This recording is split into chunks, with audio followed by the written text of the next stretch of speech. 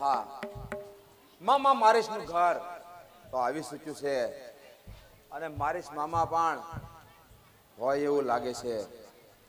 મને લાગે છે કે મામા સમાધિમાં હોય એવું લાગે છે. તો મામાને સમાધિમાંથી જાગૃત કરવા માટે કઈક ઉપાય કરવો પડશે.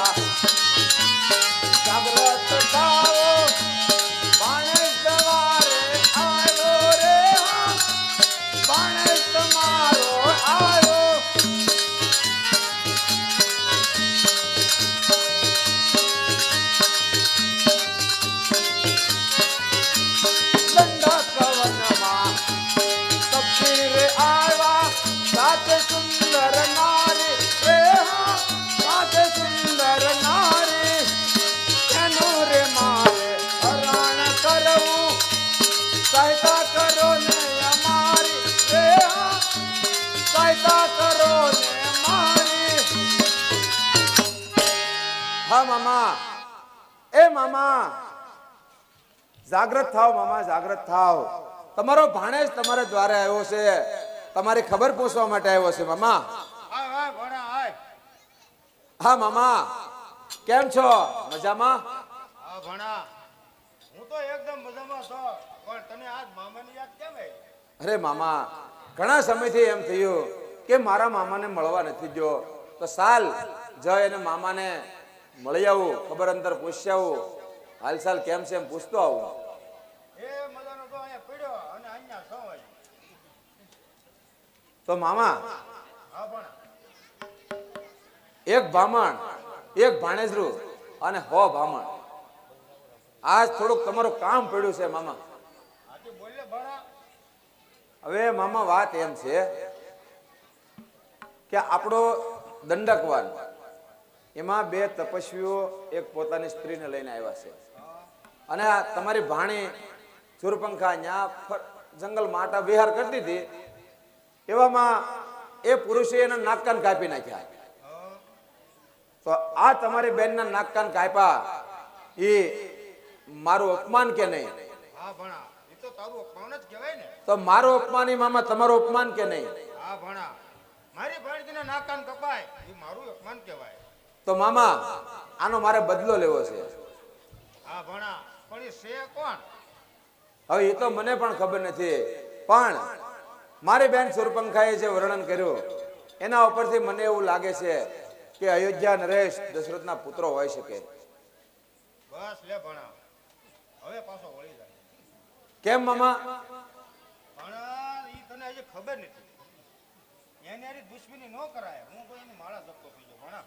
અરે મામા, પરંતુ તો વિના કારણે મારી બેનના નાક કાન કાપી અને એને મારું અપમાન તો કર્યું કે નહીં? હા ભણા, મારી વાત સાંભળ. બોલો. વિશ્વામિત્રને સોમો યજ્ઞ હાલતો હો અને હું બંધ કરાવવા ગયો અને એ વખતે મને એક ફણાવીને ઠોચ્યું અને હું હાજી હરકો હાલી શકતો ના. હા મામા, તમારે એની સાથે લડવા નથી જવાનું, તમારે મારી એક યોજનામાં ખાલી ભાગ લેવાનો છે. હા બોલ, તારી શું યોજના છે? મારી યોજના મામા એવી છે કે લડવું મારે નથી ને તમારે નથી, પણ તમને પહેલા એક વિદ્યા આવડતી કે તમે ગમે તે સ્વરૂપ ધારણ કરી શકો. હા ભણા, હજી મને આવડે, બધી વિદ્યા આવડે, હું કઈ ભૂલ્યો નથી હજી, પણ મેં લડવાનું અને બધાને હેરાન કરવાનું છોડી દીધું. તમારે લડવાનું પણ નથી, કોઈને હેરાન પણ નથી કરવાનું. તમારે એક સુવર્ણ મૃગ બને અને પંચવટીમાં જાય એ લોકો પર્ણકુટી બાંધી અને રહે છે, ત્યાં જાય અને એના બગીચામાં થોડી વાર ઘાસ કરવાનું છે. અને એની સ્ત્રી, એની સાથે એક સ્ત્રી છે, એ તમને જોશે એટલે એ માગણી કરશે કે મારે આ સુવર્ણ મૃગ જોવે છે. ભણા, બધી વાત હાચી, પણ મને અહીંયા જાવું રાવા દે ને. પરંતુ મામા, હું તમને સત્ય કહું છું કે તમારે લડવાનું નથી.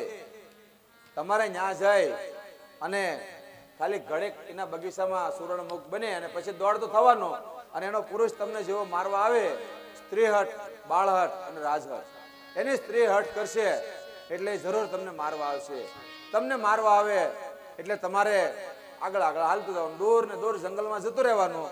ત્યાર પછી જ્યારે તમને મારવાની કોશિશ કરે અને તમને એવું લાગે કે હવે મને મારશે, ત્યારે તમે દોડજે લક્ષ્મણ એના અવાજમાં અવાજ કાઢી અને તમારે તમારી માયા સંકેલી અને આવતું રહેવાનું.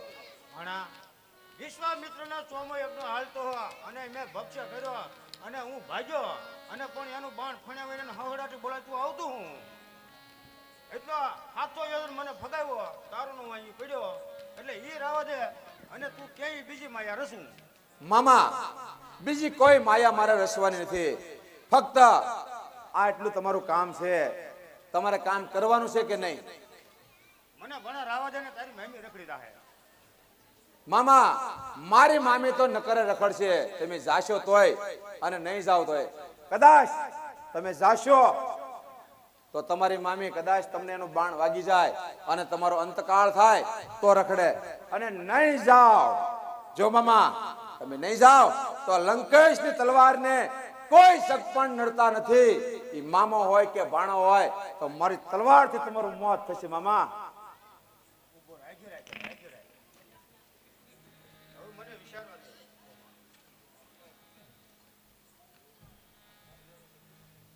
અરે મારો ભાણો મારી ઉપર હવે બળજબરી કરી રહ્યો છે, તો પાપીના હાથે મરવું એની કરતા ભગવાનના હાથે મરવું વધારે સારું કહેવાય. ભણા તો સાંભળ, હું જાઉં અને તું પાછો કરાવે. હું તમારી પાછળ આવું છું.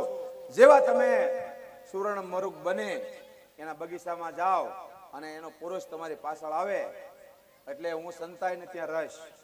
અને હું કહું દોડજે લક્ષ્મણ, દોડજે. બરોબર.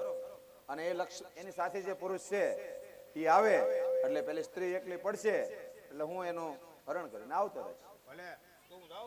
બરોબર, હાલો હું તમારી પાછળ આવું છું.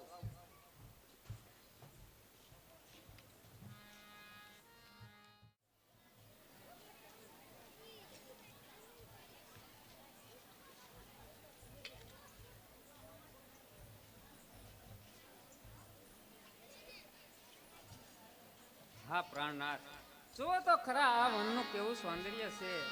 જાતે જાતના ફૂલડાઓ કેવા ખીલી રહ્યા છે અને પક્ષીઓ પણ કેવા કિલોલ કરી રહ્યા છે.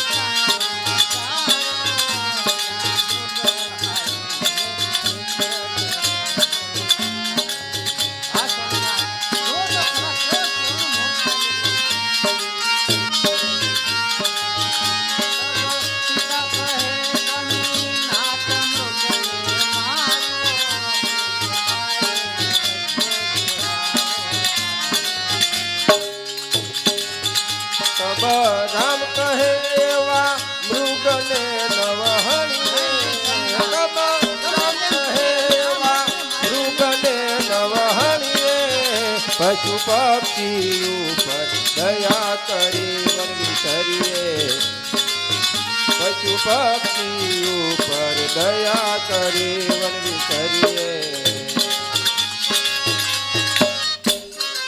હા પ્રિય, આ મૃગને ન અણીએ, પશુ પંખી ઉપર દયા રાખવી એ તો આપણો ધર્મ છે, માટે આવી જીત છોડી દો. નહીં નહીં સ્વામિનાથ, જો તમારામાં શક્તિ મૃગ મારવાની શક્તિ ન હોય તો લાવો તમારા ધનુષ બાણ, હું જાતે આ મૃગને મારીશ. અરે પ્રિય, આવી જીત છોડી દો.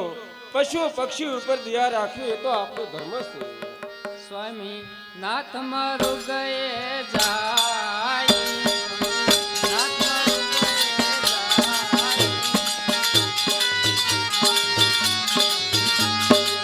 ચિંતા મુજને તારી,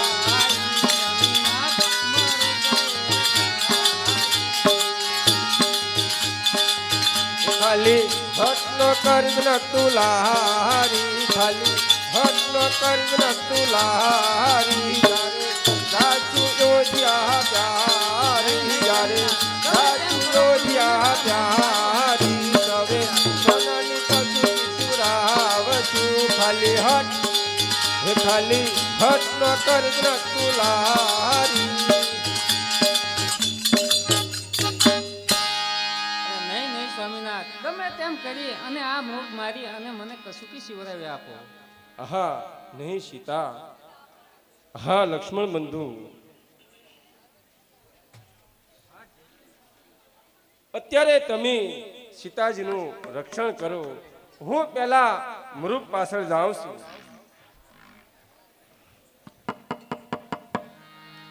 હા લક્ષ્મણ ભ્રાતા સુખ દાતા જોઈ વિચારી વન વિસરજો રે હા જોઈ વિચારી વન વિસરજો.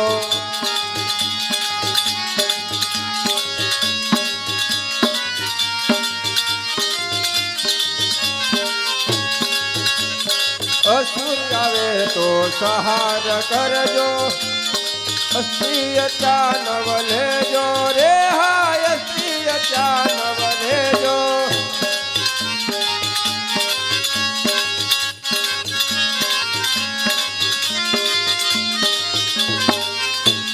લક્ષ્મણ ભ્રાતા સુખ દાતા સતી સીતાનું રક્ષણ કરજો રે હા સતી સીતાનું રક્ષણ કરજો. હા લઘુબંધુ લક્ષ્મણલાલજી, અત્યારે તમે સીતાજીનું રક્ષણ કરો માટે સીતાજીને એકલા મેકી અને ક્યાંય જાતા નહીં. હું પેલા મૃગ પાછળ જાઉં છું.